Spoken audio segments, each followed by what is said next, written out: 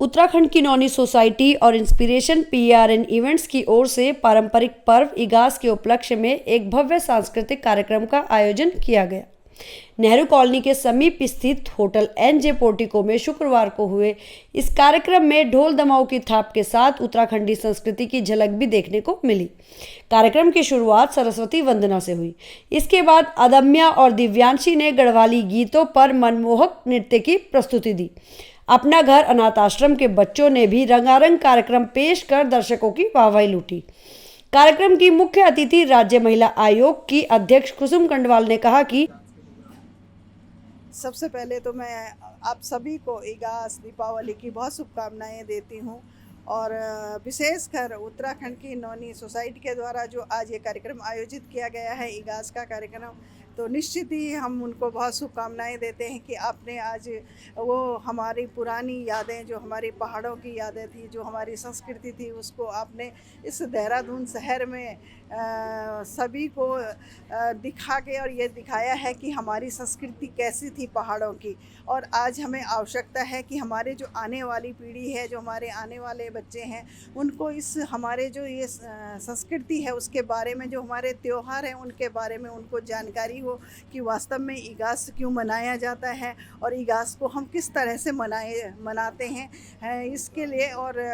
निश्चित ही उत्तराखंड की नौनी ने आज ये अच्छा काम किया है। यहाँ पे हमारे बहुत सारी बेटियाँ आई हैं, बहुत सारे बच्चे आए हैं, बहुत सारे लोग आए हैं, तो उन्हें आज पता चलेगा कि उत्तराखंड में किस तरह से इगास का कार्यक्रम किया जाता था। भगवान राम जब वनवास से वापस आए और उन्होंने तो लोगों ने घी के दीपक जाए, पकवान बनाए, तो उत्तराखंड में भी इसी तरह से उत्तराखंड में इगास की तरह से इगास के रूप में वो उनका स्वागत किया गया। और मैं बहुत शुभकामनाएं देती हूँ कि इस तरह के कार्यक्रम, इस तरह की संस्कृति का हमारा सभी लोगों को जानकारी होनी चाहिए और विशेषकर से हमारे जो उत्तराखंड के बच्चे हैं उनको आने वाले समय में इस तरह से हमारी संस्कृति को जीवित रखने के लिए इस तरह के आयोजन करने चाहिए। वहीं इस मौके पर लोक गायक सौरभ मैठाणी ने अपनी मधुर गायकी से सभी को झूमने पर मजबूर कर दिया। इस अवसर पर दिवाली क्वीन और डांसिंग क्वीन प्रतियोगिताएं भी आयोजित की गई,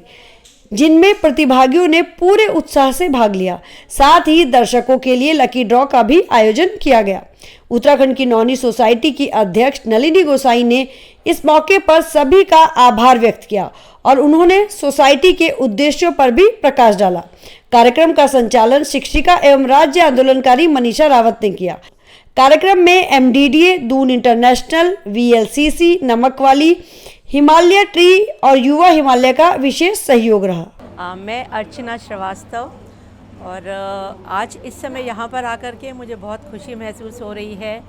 उत्तराखंड की नौनी सोसाइटी की तरफ से हमें आमंत्रित किया गया है हमारे एक विशेष कार्य के लिए जो हमने पिछले दिनों किया है। हमने पर्यावरण संरक्षण को लेकर के एक संदेश देने का सोचा और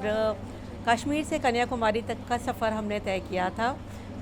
वो हमारी जो यात्रा थी वो पर्यावरण की दिशा में हमारी ओर से एक छोटा सा कदम था और हम चाहते हैं कि इसी तरह से लोग छोटे छोटे प्रयास करते रहें और पर्यावरण संरक्षण के लिए हमारा जो भी दायित्व है, क्योंकि हम सब तरफ देख रहे हैं इतना पोल्यूशन है और विशेष तौर पर अब दिवाली का मौसम आने वाला है या मैं कहूँ कि शुरू हो चुका है और बहुत सारे पटाखे छुड़ाए जाएंगे, बहुत सारी खुशियाँ बांटी जाएंगी, लेकिन बस थोड़ा सा ये ध्यान देना है हमें कि ये त्यौहार रोशनी का त्यौहार है। हम दियों के साथ मनाएं, लोगों में खुशियाँ बांटें और कोशिश करें कि दिवाली ग्रीन दिवाली, क्लीन दिवाली हो पाए। हाँ जी, हाँ, हमारा ये व्हीकल था इलेक्ट्रिक व्हीकल। हमने ख़ास तौर से ये इलेक्ट्रिक व्हीकल चुना क्योंकि इलेक्ट्रिक व्हीकल से ही हम काफ़ी पोल्यूशन कम कर सकते हैं, कार्बन एमिशन कम कर सकते हैं और यही हमारा उद्देश्य भी था इस जर्नी को लेकर के। हमने ये जर्नी 28 दिन में पूरी की और हम करीब 15 स्टेट से होकर के गुज़रे और जहाँ जहाँ भी हम गए हमने लोगों में ये संदेश फैलाया या फैलाने की कोशिश की कि अगर हम चाहें तो इलेक्ट्रिक व्हीकल से, क्योंकि लोगों में अभी भी ये एक धारणा है कि electric vehicles are meant for city drives only, लेकिन हम उस मिथ को तोड़ना चाहते थे कि आप इस गाड़ी से, इलेक्ट्रिक गाड़ी से कितनी भी दूर तक यात्रा कर सकते हैं, और वो हमने करके भी दिखा दिया। बस वही देखिए, हमने जो हिंदुस्तान का सबसे लंबा हाईवे है NH-44 उसको चुना अपनी इस यात्रा के लिए, और ये देखने के लिए कि सरकारें तो बातें कर रही हैं कि हमारा इंफ्रा तैयार है, हमारी रोड्स तैयार हैं, चार्जिंग स्टेशंस तैयार हैं, पर एक्चुअल ग्राउंड लेवल पर क्या सिचुएशन है हमें वो देखना था और दिखाना भी था।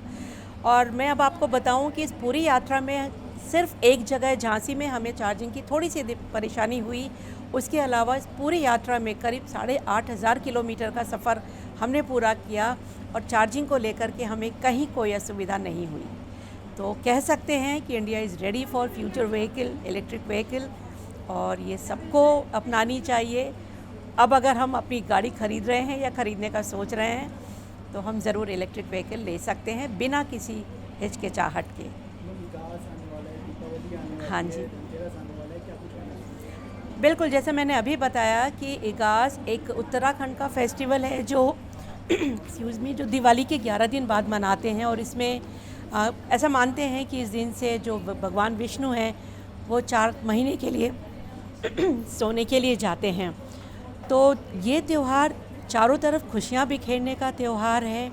हम सब मिलकर के आपस में जो भी अगर किसी भी तरह की हमारे अंदर दुर्भावना है उसको दूर करें, और अंधकार के ऊपर विजय का त्यौहार ये जो दिवाली है उसके ऊपर हम खुशियाँ बाँटें, पर्यावरण सुरक्षा के लिए, पर्यावरण संरक्षण के लिए कुछ काम करें। क्योंकि अगर हम दिए जलाते हैं, वो मिट्टी के दिए जो कुम्हार बना रहा है, तो अगर हमने वो दिए खरीदे तो जहाँ वो हमारे घरों को रोशन करेंगे वो कहीं ना कहीं उस कुम्हार के घर में भी खुशियाँ लेकर के आएंगे।